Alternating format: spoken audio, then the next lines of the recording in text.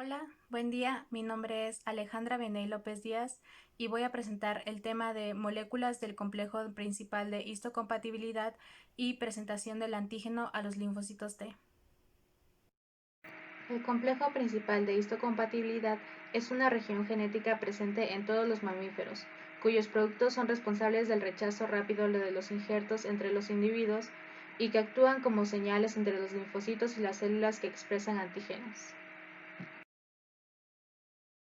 Existen dos moléculas del complejo principal de histocompatibilidad, también conocido como MHC.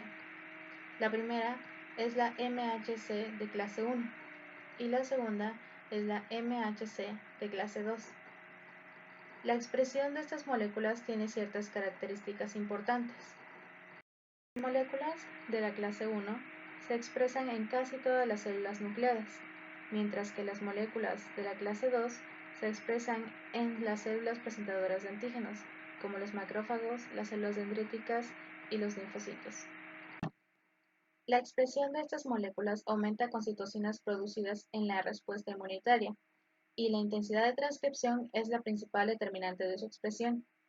Se han identificado mutaciones en varios factores de transcripción como la causa de enfermedades por inmunodeficiencia humana, tal como el síndrome del linfocito desnudo. Las moléculas del complejo principal de histocompatibilidad presentan ciertas propiedades generales. Cada molécula consta de una hendidura de unión a péptido, seguidas de dominios transmembranarios y citoplasmáticos. Los aminoácidos polimórficos, es decir, que varían, se localizan en la hendidura de unión al péptido y al lado de ella. Los dominios de tipo Ig no polimórficos contienen zonas de unión para las moléculas CD4 y CD8 del linfocito T. Las moléculas de la clase 1, como ya vimos, se presentan en la mayoría de las células nucleadas.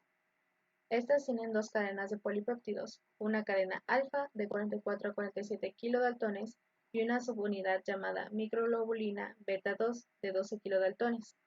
Las moléculas de la clase 1 tienen un solo segmento hidrófobo corto que atraviesa la membrana, a este se lo conoce como la porción transmembranaria, y esta ancla la molécula a la membrana plasmática.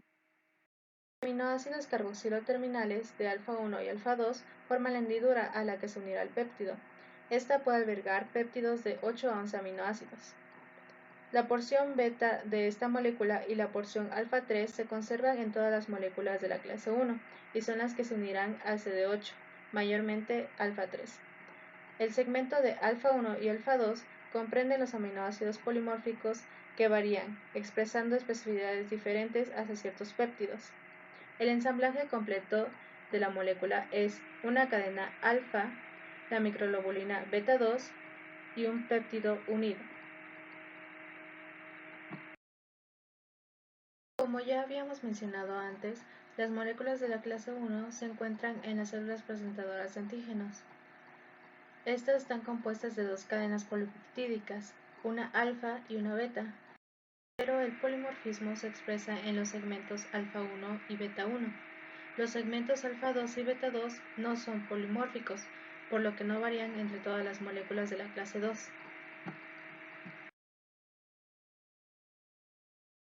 Los segmentos alfa 1 y beta 1 interactúan para formar la hendidura a la que se unirá el péptido. En este caso, el péptido puede tener de 30 a más aminoácidos. En esta clase existen dos porciones que atraviesan la membrana, las cuales conforman las porciones transmembranarias que fijan la molécula a la membrana plasmática. Los segmentos alfa 2 y beta 2 son los que se unirán a la proteína CD4. La molécula de la clase 2 completamente ensamblada es un trímero que consiste en una cadena alfa, una cadena beta y un péptido antigénico unido. Al hablar de la unión de péptidos a las moléculas de MHC, hay algunas características que éstas comparten. Las moléculas muestran una amplia especificidad en su unión a los péptidos. Segundo, cada molécula tiene una sola hendidura que liga un solo péptido a la vez. Tercero, Los péptidos comparten características estructurales que promueven esta interacción. Cuarto, la asociación es saturable, es decir, que cuando un complejo formado por un péptido y una molécula del MHC se expresa en la superficie, el linfocito va a tener cierto tiempo para interactuar con este complejo, lo suficiente para que se dé una reacción. El siguiente es que un número pequeño de complejos péptido MHC van a ser capaces de activar linfocitos T específicos.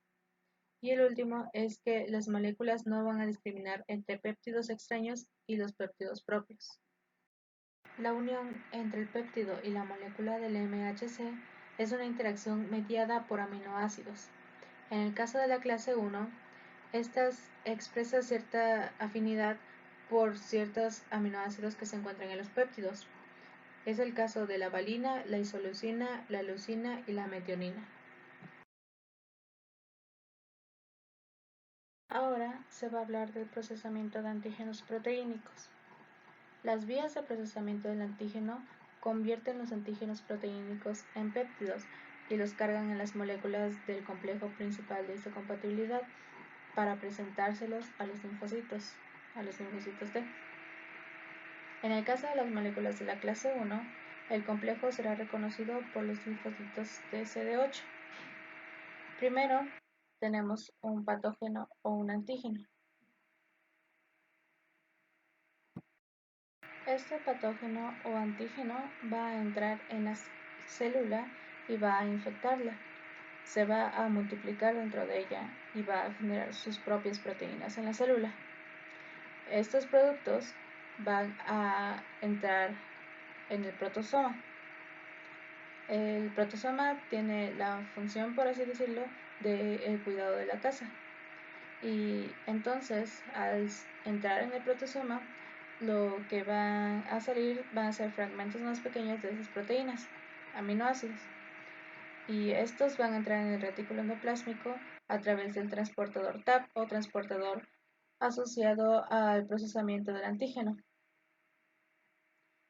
Por otra parte, vemos que los ribosomas del retículo endoplásmico son básicamente maquinarias que hacen proteínas.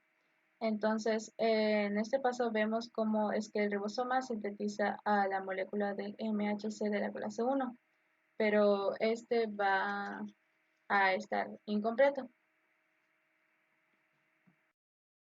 ya que, como podemos observar, este solo va a tener el dominio alfa y como está incompleto va a estar unido a una chaperona que se llama calnexina.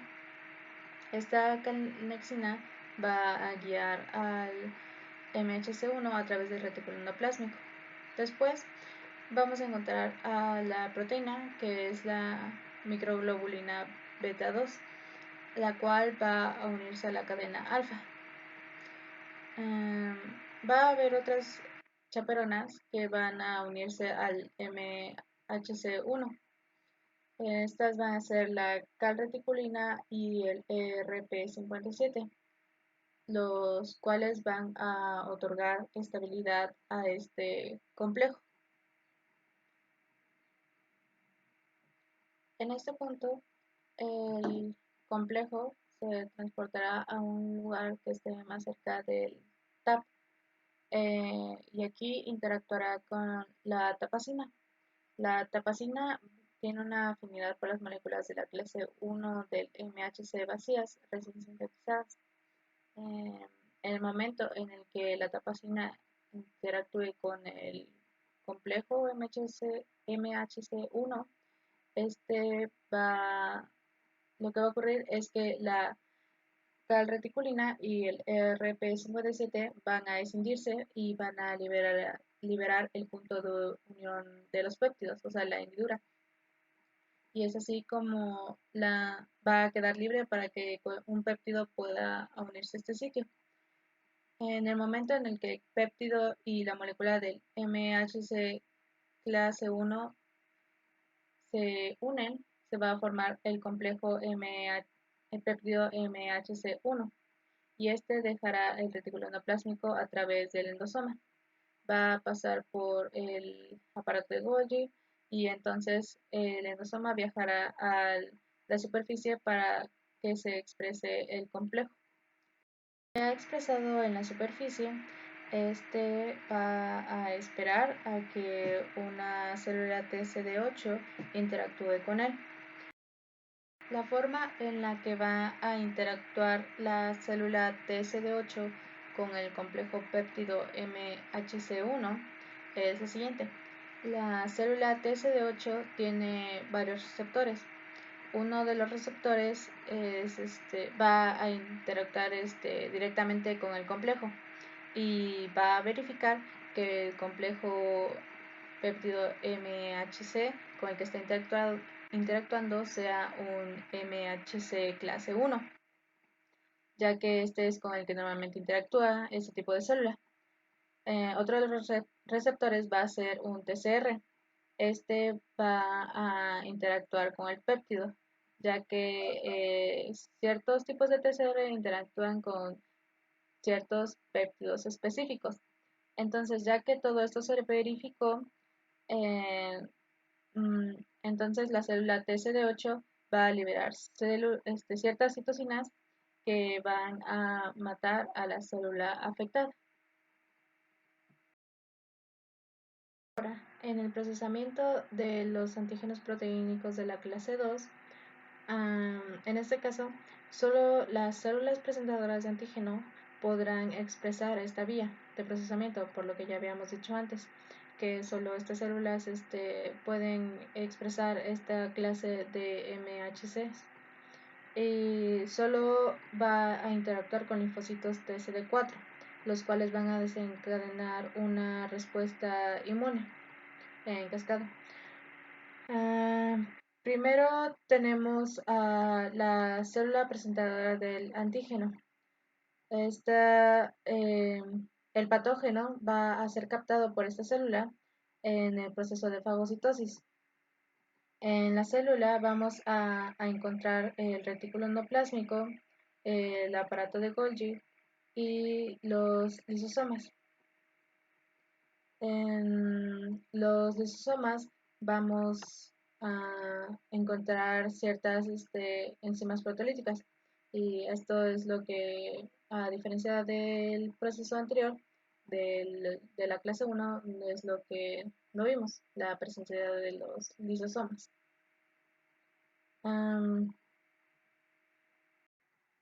La célula presentadora de antígenos va a destruir el patógeno utilizando estos lisosomas. Lo que va a hacer es que va a fusionar el fagosoma y el lisosoma, creando o formando el fagolisosoma, que debido a las enzimas proteolíticas va a degradar más el contenido de dando lugar a los péptidos. Algo que se ha de recalcar aquí es que ciertas células como los macrófagos y los linfocitos B que se encuentran en el humano van a expresar una clase específica de endosomas, que son los endosomas tardíos, y estos van a ser ricos en moléculas del MHC2, los cuales intervienen de forma especial en el procedimiento. Siguiendo con los lisosomas, en el ribosoma del retículo endoplásmico podemos observar la síntesis del MHC clase 2. Este va a estar formado por los dominios alfa y beta 1 y 2. Y tan rápido como se sintetiza la molécula del MHC clase 2, se le va a unir una proteína.